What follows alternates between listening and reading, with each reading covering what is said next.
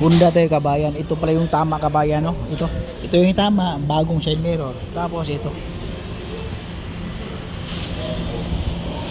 ito kabayan, masilyahan na lang natin ito kabayan, hindi na natin patakin yan. Masilya na natin yan.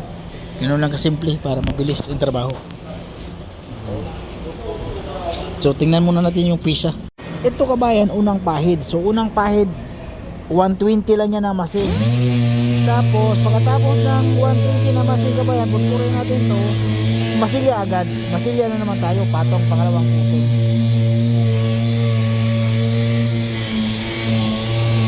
Yan o.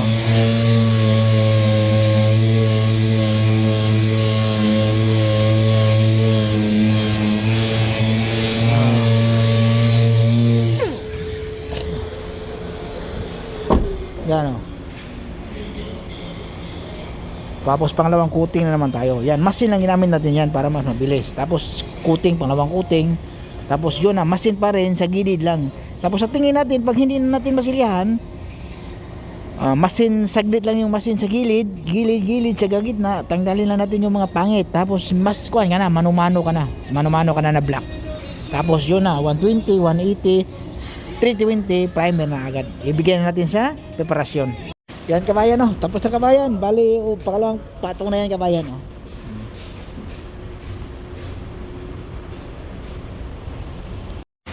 Tingnan mo kabayan, tapos na yung Honda natin. So 320 na yan, sa primer na siya kabayan, ha. Tingnan mo kabayan, oh. Okay pagkatrabaho kabayan, oh.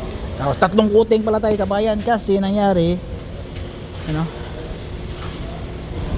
Yan, okay na yan. Kasi nangyari kabayan, pag magliha ka dito, mapupudtod mo. So ito, ang mahiram nito kasi ni-repair na ito dati. Katulad nito kabayan, no? Yung hangganan, katulad nito hangganan. Pag hindi mo maayos yan, klaro